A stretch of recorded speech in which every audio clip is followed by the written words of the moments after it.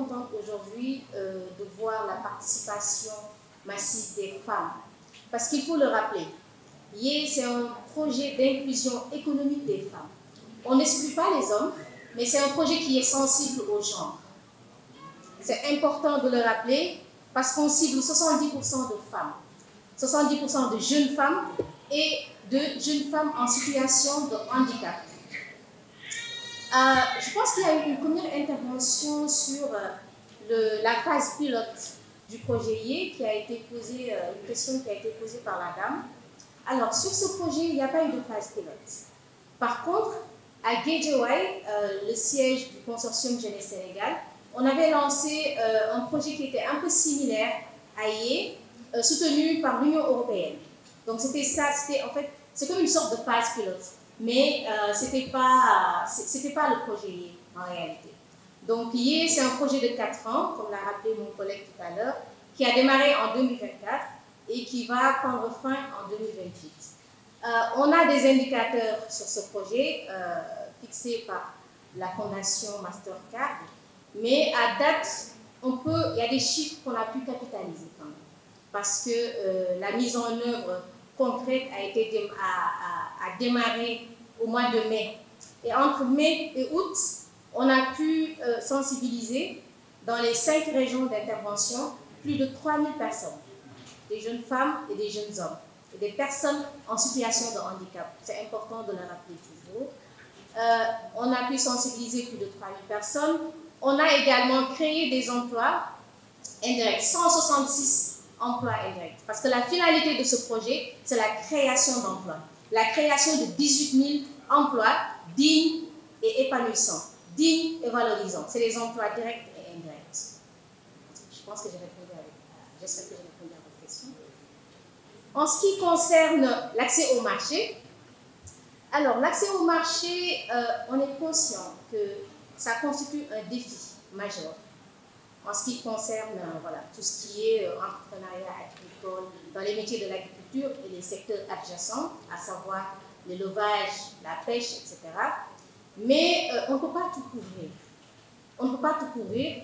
Toutefois, dans ce projet, on prévoit, avec le dispositif SIOL qui a été mis en place par le consortium Jeunesse Sénégal, la valorisation et la promotion des services et des produits des jeunes entrepreneurs. On prévoit également, avec les champions locaux, parce qu'on a 12 champions locaux à accompagner dans les 5 zones d'intervention, pour la consolidation de leur chaîne de valeur. Et ça a du lien, en fait, avec l'accès au marché. Parce qu'aujourd'hui, si le projet vous donne l'opportunité de valoriser et de promouvoir vos produits et services, ça ouvre une certaine, ça a un lien en tout cas avec l'accès au marché national et international. Donc, sur ce point-là, c'est ça que nous proposons en matière d'accès au marché, la valorisation, la promotion de vos produits et services sur la base d'un diagnostic. Parce que c'est un projet d'incubation, de projets agri, un projet d'accompagnement des jeunes entrepreneurs. Quand on dit accompagnement aujourd'hui, c'est un accompagnement personnalisé. Et nous, en interne, on a l'habitude de dire accompagnement à la carte. Parce que tout part d'un diagnostic. Un diagnostic du besoin de l'entrepreneur qui souhaite être accompagné. Donc, c'est à partir de ces diagnostics-là, des résultats de ces diagnostics-là, que nous proposons justement un accompagnement personnalisé à la carte. Donc, si aujourd'hui, le besoin primordial d'un entrepreneur X, c'est d'accéder au marché, nous allons proposer des services qui vont lui permettre justement d'accéder à ces marchés.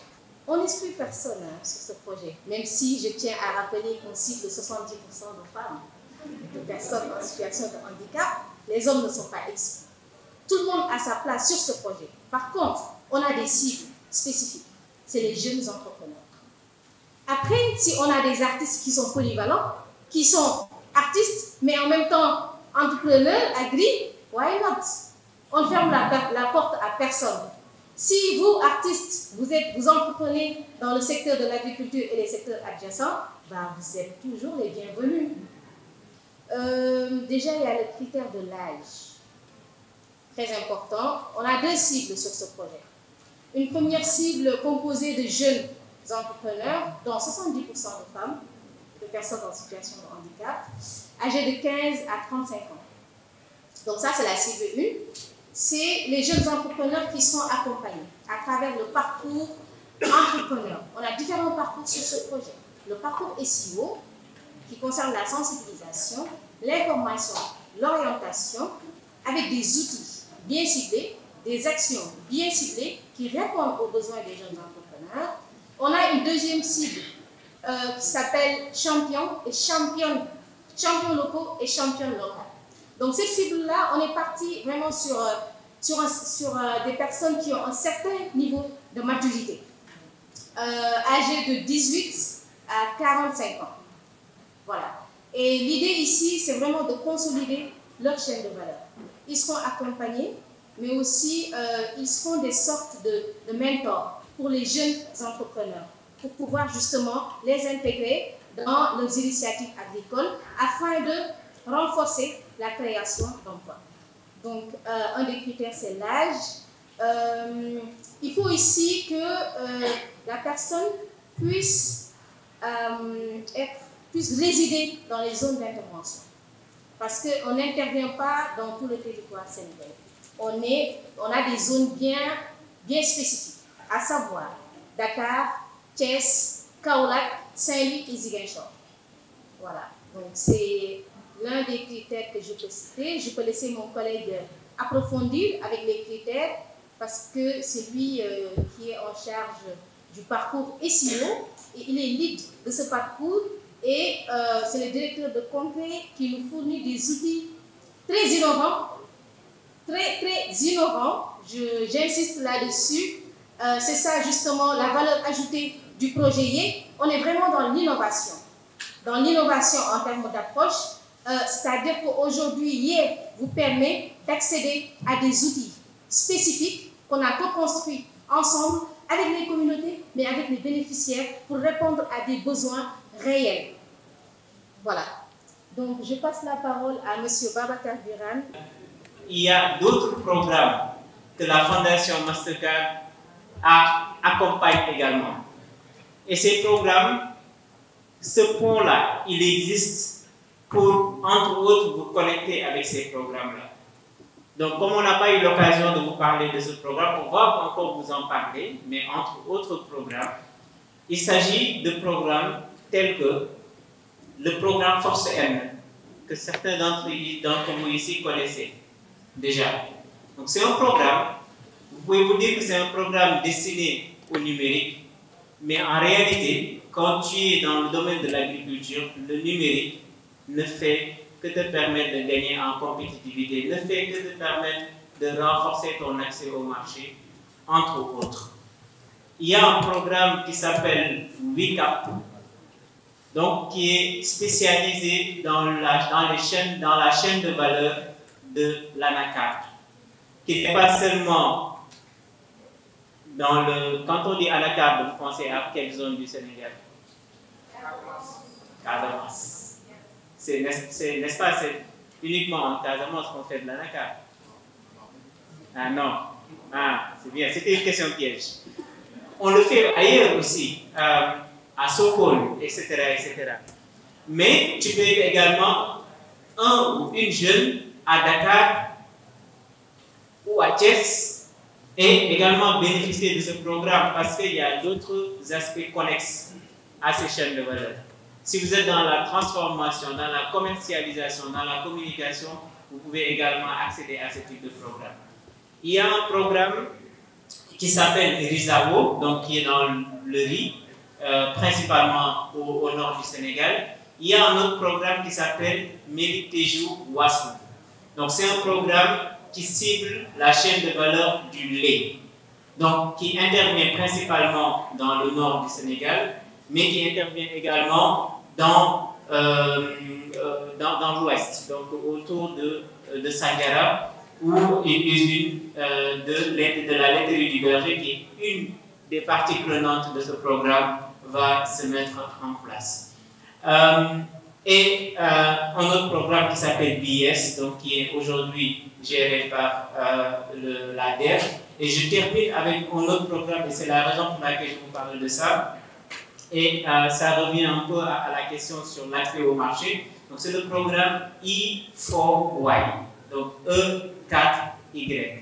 Ce programme est spécifiquement conçu pour permettre à des entrepreneurs dans l'agriculture qui ont atteint un certain niveau de leur permettre d'avoir les ressources nécessaires, techniques, financières, compétences, pour passer à l'échelle. Et passer à l'échelle pour eux, c'est de passer à un commerce de proximité, ou en tout cas un commerce qui ne permet pas encore de la croissance, à un commerce qui passe par des canaux d'échelle, tels que Auchan, tels que EDK, tels que, etc., Carrefour, etc., etc., et aussi pour passer à des échelles internationales. Donc, là où le programme IE intervient, c'est de vous préparer à accéder à cette opportunité-là, entre autres. Donc, ça permet de répondre à la question par rapport à E4Y, à l'accès aux marchés nationaux et internationaux. Sur la partie de l'intégration des artistes dans l'agriculture, on a parlé tout à l'heure de marketing. Les entrepreneurs qui ont besoin de visibilité peuvent faire appel à des artistes qui ont la possibilité de porter de la visibilité sur leurs produits. Donc aujourd'hui, ce qui me vient en tête, c'est tout ce que les influenceurs font pour amplifier les produits des entrepreneurs, que ce soit dans l'agriculture ou autre. Donc vous pouvez également vous positionner sur cet axe de visibilité, donc qui peut apporter de la valeur dans l'agriculture. Je termine avec la dernière question. Par rapport aux critères, donc ce qu'il faut savoir, c'est qu'il y a plusieurs, ce qu'on appelle des touch points, c'est-à-dire des points de contact entre vous et le programme IE. Donc on a parlé de la partie sensibilisation, la partie information, la partie orientation. Une fois que vous êtes orienté, que ce soit vers un emploi ou vers de l'entrepreneuriat, vous êtes accompagné à vous préparer pour accéder à ces multiples opportunités dont j'ai parlé tout à l'heure. Qu'il ne s'agit pas seulement de financement, mais d'accès au marché, de vente, etc., etc. Donc sur la partie sensibilisation, c'est le moment un peu d'en parler. Donc parmi les outils qui ont été mis en place par les membres du consortium Jeunesse Sénégal et le consortium Jeunesse Sénégal, il y a des outils tels que qui connaît pas Ludo King? Qui connaît pas Ludo King? D'accord. Qui connaît Ludo King? Ludo King. Qui connaît le jeu de Ludo? Non, c'est pas possible. Si vous ne connaissez pas le Ludo, on vous retire la nationalité sénégalaise. Mais on ne s'est pas arrêté là. On a fait également une application mobile de la startup Ludo, Agri. Donc demain, dans quelques jours, vous aurez la possibilité de télécharger cette application et on espère que vous allez échanger cette application avec l'application Ludo King, où vous allez avoir la même expérience de jeu, mais en apprenant également sur l'entrepreneuriat. Donc, entre autres activités de sensibilisation à l'entrepreneuriat, telles que des podcasts qui seront organisés, des rencontres de type Diagonal Business, etc., qui seront organisées, mais également des rencontres de sensibilisation au niveau des lycées, des collèges. C'est pour ça que tout à l'heure, vous avez vu, la tranche d'âge, c'est de 15 ans à 35 ans. Ça ne veut pas dire qu'on accompagne à l'entreprise, ça ne veut pas dire qu'on force les jeunes à travailler à partir de 15 ans. Ça veut tout simplement dire qu'on va les sensibiliser dès l'âge de 15 ans pour que d'ici la fin de ce programme, qu'ils deviennent éligibles à ce type de programme. Sur la partie information orientation, donc vous voyez aujourd'hui par exemple ce Kakemono. Donc on en a un ici, un là-bas avec un QR code. Donc ça fait partie des innovations de ce programme. Qu'est-ce que ça fait? Si vous scannez ce QR code, vous voyez la promesse dessus, trouve ton idée agricole. Si vous le scannez, il vous pose un certain nombre de questions et il va vous proposer une liste de 30 idées de business agricole qu'il va vous donner une fois par jour pendant 30 jours. ça dit pendant 30 jours, tous les jours à 9 heures, vous recevez une idée de business agricole. Et si une idée vous plaît, vous la sauvegardez. Si elle ne vous plaît pas, vous ne la sauvegardez pas et au bout, vous pouvez demander un accompagnement pour choisir la bonne idée qui peut vous garantir le succès dans le programme. Si vous êtes accepté dans ce programme, enfin, dans l'accompagnement, vous bénéficiez de l'accompagnement à avoir un business plan agricole. Et parmi ceux qui sont accompagnés à disposer d'un business plan, donc on va en cibler 5000 parmi vous. Et un critère important au-delà des critères que Aïda a donné tout à l'heure, c'est la motivation. Et une fois que vous êtes sélectionné, là vous pouvez entrer dans un parcours accompagnement